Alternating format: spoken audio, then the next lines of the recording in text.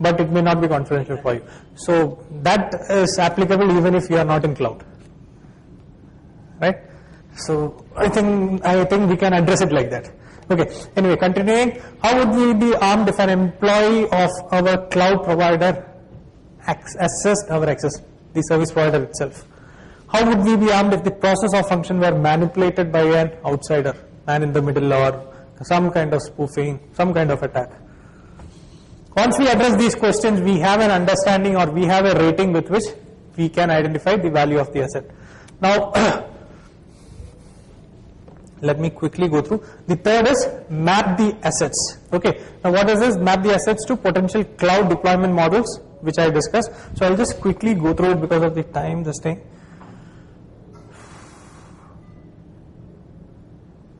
Evaluate the model that is suitable for us, whether we will go for SaaS, platform, or infrastructure. Okay. This is done at the 4th level. And 5th level, we do a mapping. Map out the data flow between your organization, the cloud service provider, and any third party or stakeholders. And once we complete these 5 stages, we have a clear understanding how much level of control we have over the information that we are planning to put on the cloud.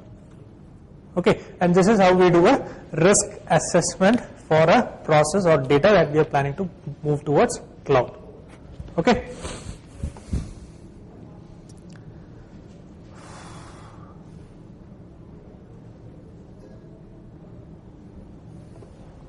Okay, now I'll slightly touch upon how cloud could be exploited, how attacks could be originated, or how this is part of a presentation I gave it in Bangalore.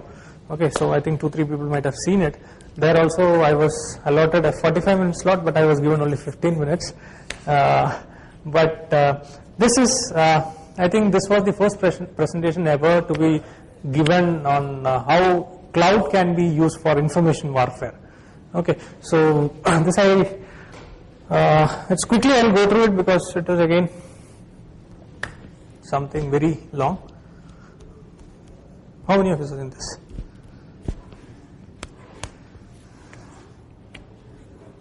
Nobody knows this? Chinese attack, Japanese. Okay, any Taekwondo guys here? No Taekwondo? You Taekwondo? No? Okay. So, how many of you are members of security communities or forums? Most of us. Okay. Which is the, I mean, you see a lot of people having the text, right? Like when I started, I had a, saying or a writing, like quotes. Which is the common source for these quotes? Security quotes. Generally, from where do we take it? Ninja, okay. Ninja, okay, yeah. Which one? Sun Tzu, yeah. Okay, the one which I showed you is, the clue is related to Kendo or Kemdo, this is the martial art. Okay, and the meaning of it is, the swift as the wind, quiet as the forest, conquers like the fire, steady as the mountain. This is the alphabets or characters that we saw, and this is the characteristic that you need when you launch an attack. Okay, whether it is your traditional cyber-based attack or it is an information warfare, your attack should have all these features. Even if you have all these things, if you don't have this, when you face an attack from the other side, if you are not stable, you are gone. Okay, now this is the battle strategy of blah blah blah. I'll not. Okay. So what we will try to do here is, we'll not be doing it real because it costs you something when you want to do it on live internet. But this is what we'll be doing as part of the offline. A simple task of breaking a PGP passphrase and using brute forcing. Okay.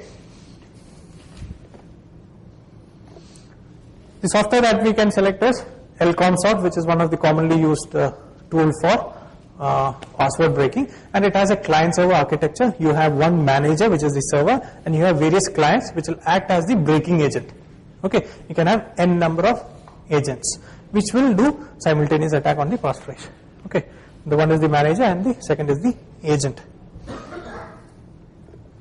On a dual core Windows 7 box, it will take 2100 days to break a complex passphrase.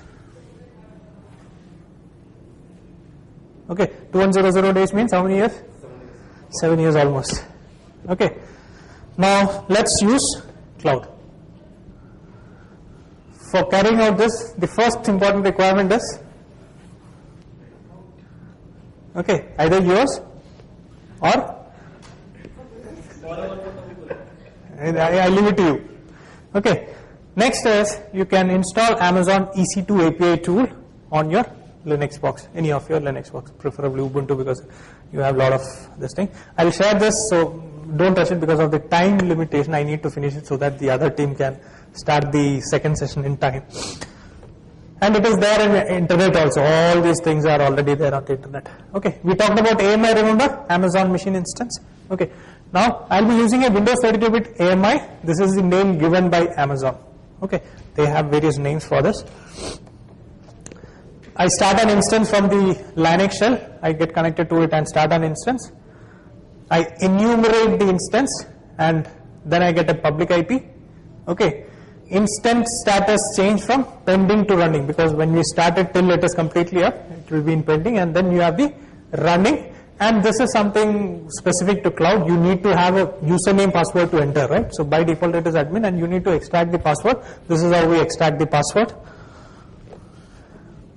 We need to configure the firewall, otherwise it will not allow our agent to get connected to it. Okay, so we need to configure the firewall, and this is this.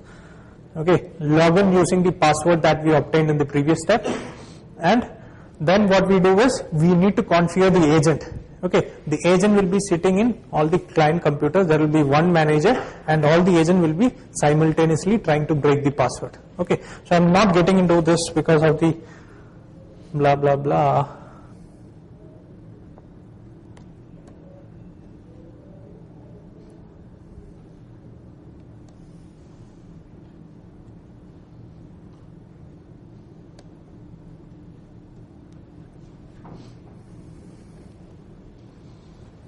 Okay, now this is how it will look once I configure my cloud instance. Okay, there are so many steps. Since due to time limitation I am not covering these steps, but I will share the slide which will contain all the detailed information.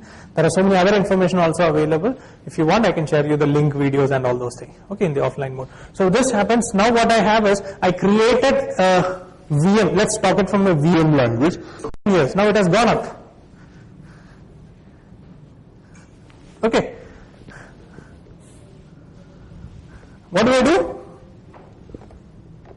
Scale it. I just add 10 instances. Now I have one. I've already created the blueprint of it. I just need to add, instead of 1, I just put 10.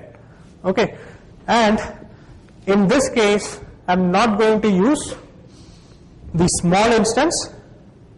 I'm going to use medium instance, which means high CPU instance. And what the difference it's going to make, it's now I have 10 instances running, okay, and it will try 2 million keys per second. Now I have 2 million into 10. Okay, so what the time required now? 122 days. Okay, from 10 years it has come down to 122 days. What if I fire another 89 or 90? Maybe less than 2 hours. Now this is the point that we were discussing earlier. Most of the service providers doesn't allow you to fire up more than 15-20 instances at a single go. Okay, either you need to take special permission. There are some ways with which I'll just tell you. Kick another 89 to hit a century and you will get error. The reason is they don't allow generally to prevent DOS attacks and all those things. So you have 3 options. One is request to instance Amazon for more instances. Okay. Second is they have a very interesting option called Amazon Spot Instances. Okay. It is basically you can bid. They have something unused and you can bid. You know about the latest Kingfisher offer? You can bid for the flight charges. in the sense that you tell some rate and if they accept it, they will give you back or something. While I was flying this time, two people got all their flight charges on board back as a check. So something similar to that. As it is lying unused. So they provide an option for bidding. Okay, so in that way also you can get 10 or 20 or 30 unused instances for your activity. It's like, how many of you know about the SETI project, SETI? Search for extraterrestrial information. Okay, there you can give your computer's processing power and they will give you some rating and all that. Something similar to that. You can bid for unused processing powers and get hold of processing powers. Or the third is, you can use custom Python scripting. This was demonstrated in Hack in the Box. Okay, how you can use Python to scale up or increase the number of machine instances. Okay, once you do it, you can do it in less than 2 hours or maybe less than 1 hour. Okay, this is one instance of how you can exploit cloud. Okay, there are other instances like botnets, spreading virus, temporary. Create an instance, launch the attack, delete the instance, no evidence. Right? And this brings us to the question of cloud forensics. I have 3 minutes. Now, mixed responses. Earlier we were talking about somebody is seizing the complete IT infrastructure because some fool did something. Okay, he is running a legitimate business. I did some launch. I launched an attack, and police authorities come and seize this thing. It may sound a little bit Hollywood movies, but there is a probability of it. Now, cloud. Now it is the forensic as a service is evolving. Now, by utilizing the inherent features of cloud computing, computer forensic can become an on-demand service. Okay, so if you feel that something has happened in your cloud or using your cloud, what you can do is you can request for certain features or demand for certain services. And what is that service? One, I'll give you an example. Amazon EBS. How many of you know about EBS or heard of EBS? Okay. What does EBS is? Elastic Block Store Volume. Okay. It enables the users to launch an instance with an Amazon EBS volume that will serve as the root device. So basically, in simple layman's language, what it does is this EBS will help you create another instance of already running for forensic evaluation. Okay. Now, when we talk about forensics, what are some of the points that we need to keep in mind when we talk about digital forensics? Bit to bit is something that we need. Second is integrity is of high importance, right? Time stamping and integrity. So these features are provided here as part of EBS. Now, when there is a need to preserve a cloud environment, EBS can create an exact replica of the cloud instance and put it on the same cloud, okay, for forensic evaluation and examination. Since the forensic investigator will be working with another instance of the environment, the regular operation is not affected. Okay. Now tell me, how much time does it take to take a bit-to-bit stream image or network of a 200 GB or a 1 TB hard disk? Let's forget 1 TB, let's talk about 500 GB.